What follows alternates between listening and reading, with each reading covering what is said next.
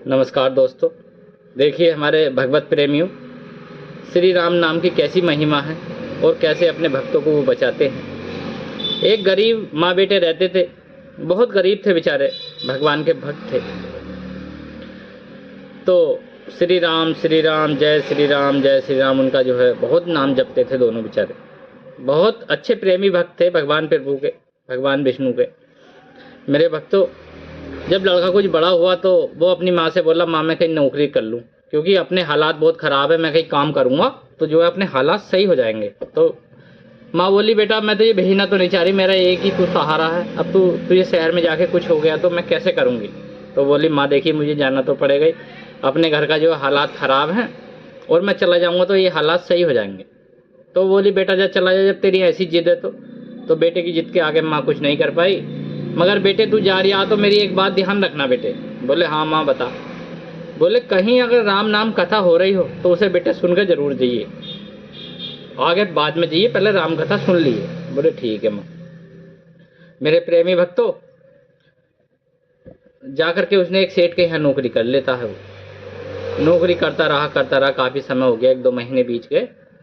तो जिस देश में वो सेठ रहता था, उस देश का जो राजा था, उसके यहाँ एक दाना लगता था।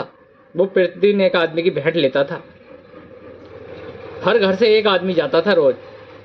अब एक दिन जो है उस सेठ के लड़के का नंबर आ जाता है मेरे प्रेमी भक्तों।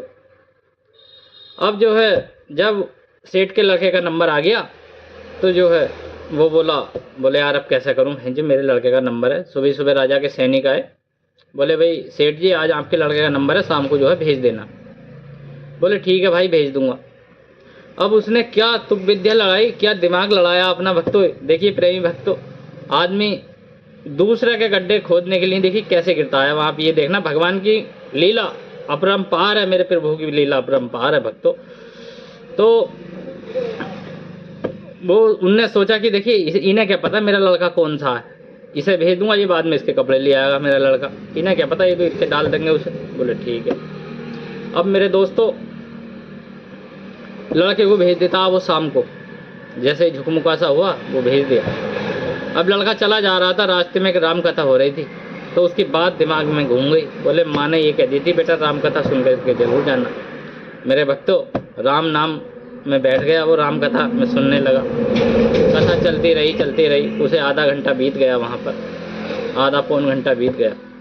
मेरे भक्तों, पीछे से वो सेठ का लड़का जब गया तो उन्होंने सैनिकों ने पकड़ के दाने के आगे वो जो उसकी जगह थी वहाँ पर डाल दिया। बोले बहुत लेट आया आदू, और उसके कपड़े उतार करके रख ली। लड़का 1 घंटे के बाद जब राम कथा सुन करके गया मेरे प्रेमी भक्तों, तो उसे वो कपड़े उसके दे देते हैं। बोले ले भाई ले जा इसके कपड़े। मेरे दोस्तों, मेरे प्रेमी भक्तों, जब वो कपड़े लेकर के आया, सेठ दहाड़ मार के गिर गया। तो मेरे दोस्तों, जब सेठ ने देखा, बेटा तू कैसे, वो कहाँ है? बोले मैं तो गया था, उन्होंने तो मुझे उसके कपड़े दिए, मुझे क्या पता क्या बात है, मुझे तो कोई पता ही ना, मैं तो कपड़े लेके आ रहा हूँ वहाँ से। मेरे दोस्तों देखिए, गड्ढा उनने किसी और के लिए खोदा, गिरा वो खुद ही। तो राम नाम की तो ऐसी महिमा देखिए। मेरे भक्तों, मेरे प्रेमी भक्तों, मेरी सबसे हाथ जोड़ के विनती है, सब राम नाम की माला जपें, इसी में हमारा और जग का कल्याण है।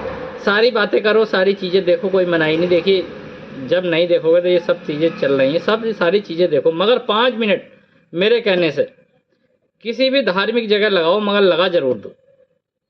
देखिए ऐसा होता है, मैं अकेला मिलकर या आप अकेले मिलकर कुछ कह नहीं सकते, इसलिए हमें एक समूह बनाना पड़ेगा भगवान नाम राम नाम जपने के लिए। तो सभी राम नाम जपें, क्योंकि राम नाम की महिमा अपरंपार है मेरे भक्तों।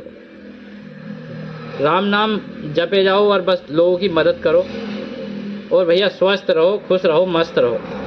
मगर वीडियो को पूरा देख लिया करो, मेरा तो इतना ही कहना, बाकी तो सब आपकी मर्जी है। चलिए भक्तों, जय श्री राम।